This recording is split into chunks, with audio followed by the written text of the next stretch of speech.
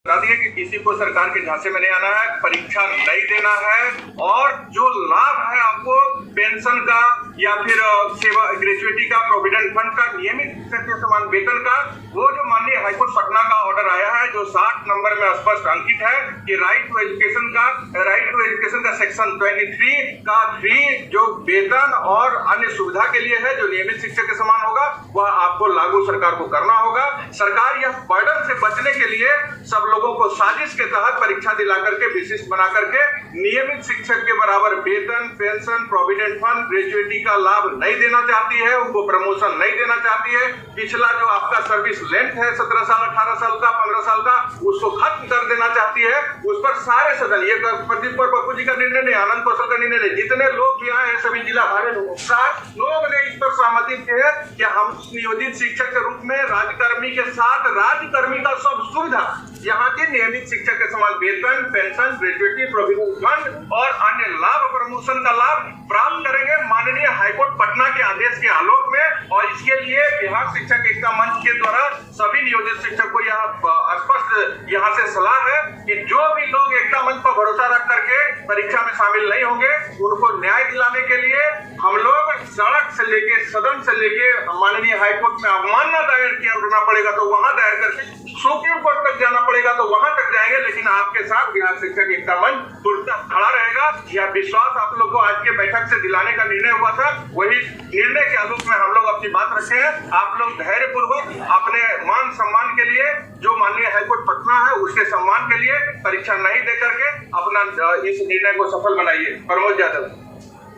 मैं पूरे बिहार के तमाम शिक्षकों से मेरा अपील है कि आज बिहार शिक्षक एकता मंच का बैठक हुआ, बैठक में सर्वसम्मति से निर्णय हुआ कि जो भी शिक्षक सक्षमता परीक्षा में भाग नहीं लिए हैं वह अंतिम क्षण तक यह परीक्षा में सम्मिलित नहीं होंगे।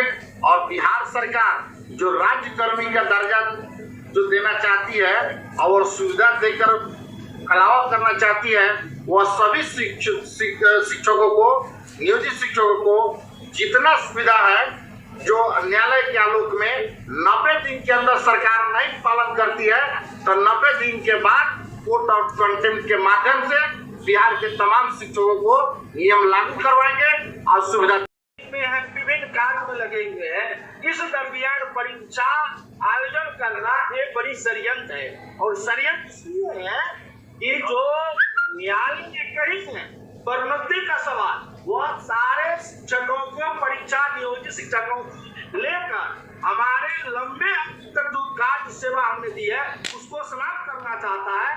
जो 8 वर्ष और 12 वर्ष का जो और 5 वर्ष का प्रधानाध्यापक का पदोन्नति, 3 पदोन्नति के सारे नियोजित शिक्षक हकदार मिल चुके हैं, क्योंकि 12 साल में सेवा करने वाले शिक्षक हमारे नियोजित है, 8 वर्ष वाले भी है और 5 वर्ष स्नातक ग्रेड में पूर्ण करने वाले हैं। तो इनको वो समाप्त करना चाहती है कि जो परीक्षा नहीं किए हैं वो इसके लिए लड़ाई और न्याय द्वारा न्यायाधीश जो आया है उसका वो बेनिफिट लेगा। उससे रोकने के लिए हम तमाम नियोजित शिक्षकों का पुनः वो एक चालाकी से 90 दिन के अंदर ही और चुनाव के माहौल में कि किसी का ध्यान उधर नहीं जाए, भटके नहीं और शिक्षक अपनी जुबान को नहीं बोले, वह चालाकी से पुनः सक्षमता द्वितीय परीक्षा लाया है।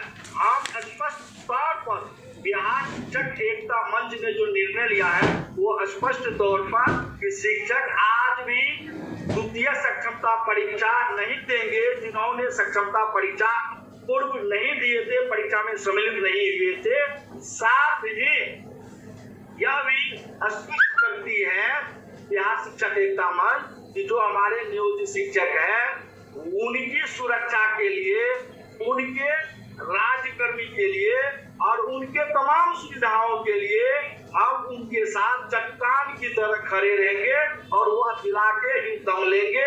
साथ ही यह भी स्पष्ट कर देना चाहते हैं कि जो 2020 का नियमावली है उस नियमावली में जो नियोजित शिक्षकों को प्रोन्नति का स्थान है वो जब तक नहीं मिलेगा तब तक सरकार की कोई चालाकी नहीं होगा।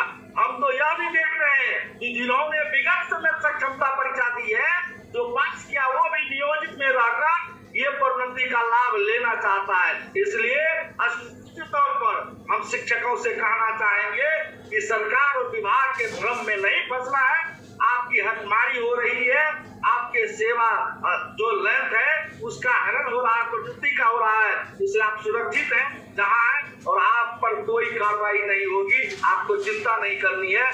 बिहार शिक्षक के तो दोस्तों आप लोगों ने सुना, ये थे हमारे भाई लोग जो कि शिक्षक संघ के नेता हैं। इनका स्पष्ट रूप से कहना है कि सक्षमता 2 परीक्षा जो है वो किसी भी प्रकार से अब नहीं देना है।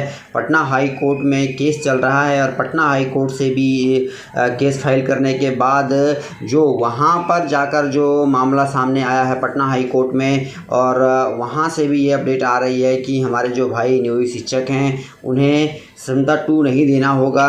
अगर वो नहीं देते हैं तो यूनिटी बनी रहेगी सब में, और जो लाभ है विशिष्ट शिक्षकों का प्रोन्नति का वो तमाम चीज़ें जो हैं वो सरकार जो है वो देगी। अगर सभी एकजुट रहते हैं, किसी भी प्रकार का कोई फूट नहीं आना चाहिए। तो ये बैठक जो है वो संपन्न हुई है और बैठक के बाद कहीं ना कहीं ये जो है अच्छा फैसला निकल के आया है। दोस्तों वीडियो में इतना ही। धन्यवाद दोस्तों। जय हिंद, जय भारत।